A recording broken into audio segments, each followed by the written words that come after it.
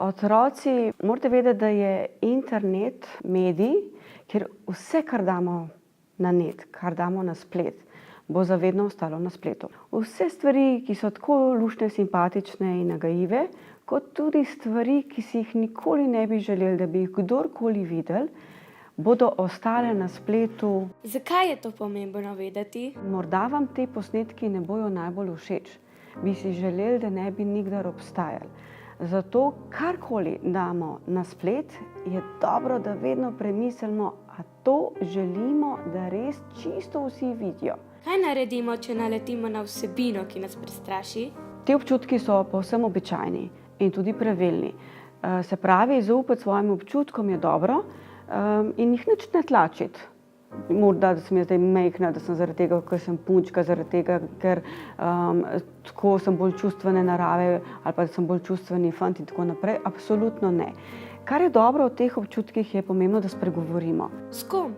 Z osebo, ki meni veliko pomeni. Lahko je to starš, lahko je mogoče nekdo iz družine.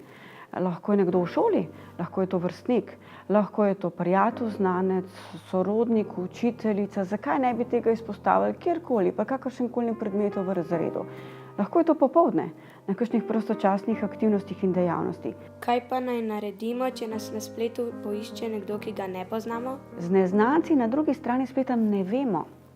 Lahko so zelo dobri, lahko so tisti, ki so eni izmed nas, lahko so pa otrokom nevarni. Ne veva. Na cesti bi se od takšnega človeka obrnil stran in zbežal, na spletu bi z njim začel govoriti, mu pošiljati slikce, ker so običajno tudi zelo prijazni, zelo ljudni, zelo spoštljivi in kateri pokažejo zanimanje zate. Moj sin je naletel preko Vibra na ponudbo, da bi se udeležil nekega treninga nogometa, ker je nogometaš, ker mu to predstavlja zelo pomemben del, ker na svojih družabnih omrežjih objavlja razne novice, ker beleži, kaj se dogaja v nogometnih klubih. In povedal mi je in prebral mi je novico, da ga vabijo v nek klub, da je treba samo nekaj prispevati, da je treba samo v bistvu dati neka sporočila pa imena in priimka. In takrat sva se pogovarjala o tem, kaj pravzaprav hočejo. Podatke, morda kaj že denarja vnaprej, in igrajo na tem, da so ravno na tisti gumb pritisnili, kar je bilo mojemu sinu zelo pomembno. Se pravi, nogomet, ključno, on se je videl v tistem klubu, on je hotel imeti sporočilo, da zdaj ga bojo pa povabili v neko tujino. V realnosti ne vabijo na takšen način. V resnici ne pridejo na takšen način. Pridejo preko kluba in podobnih zadev. Zato je zelo pomembno, da je reagiral na takšen način, da se na to ni odzval. Ker je po vsej verjetnosti v ozadju neka prevara. Kakršnakoli že. A potem se ne smem javiti, če me kliče nekdo z neznane številke? Lahko se javiš, a ne? Ampak v bistvu pri neznani številki ugotavljaš, kdo pravzaprav je v ozadju. Ni nujno, da pove svoje resnične podatke. Kako pa to ugotovim? Potrebno je pri teh, ki imajo slabe namene v ozadju, imeti v mislih, da pošljajo sliko nekoga drugega, ki so ga dobili na spletu. Zelo pomembno je, da ko želi vzpostaviti stik s teboj, tebi kamera dela, na drugi strani človeku kamera ne dela. Nikoli ne dela. To je recimo en tak občutek, da je lahko nekaj zelo narobe. Kaj je lahko narobe? To, da na začetku, ko vzpostavljajo stik s tabo, lahko povejo, da so tvojih let. Ko se nekaj časa pogovarjata, največkrat preko sporočil in brez slike, lahko povedo, da niso toliko stari. Lahko povejo realno starost, mojo starost.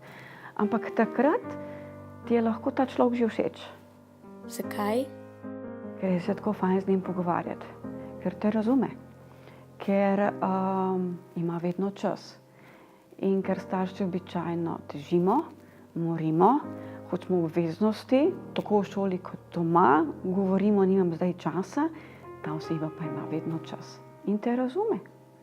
In če ti pove, da si še lepa, lep, da si dober, da si uspešen, je to pravzaprav, kar ti hoče slišati. Se pravi, ve, kaj mora govoriti. Zakaj pa to počne? Da na ta način poskuša vzpostaviti odnos s teboj, da se želi srečati. Ni nujno, da ima prijetne namene v ozadju. Kaj se lahko zgodi? V policiji se srečamo s primeri, ko otroci gredo na takšno srečanje in na teh srečanjih pride do zlorabe, do spolne zlorabe, fizične zlorabe. In potem ne upajo staršem povedati doma, ker mislijo, da bojo kaznovani, da jih bojo starši kregali, da jim bojo rekli, da si sam kriv, kaj si pa naredil to, kolikrat smo ti to pravzaprav opisali, pa si ravno to naredil. Ampak tukaj moraš vedeti eno stvar, da starše pravzaprav strah. In da mogoče tudi, če starši tako odreagirajo, so tvoji starši in ti bojo ostali ob strani.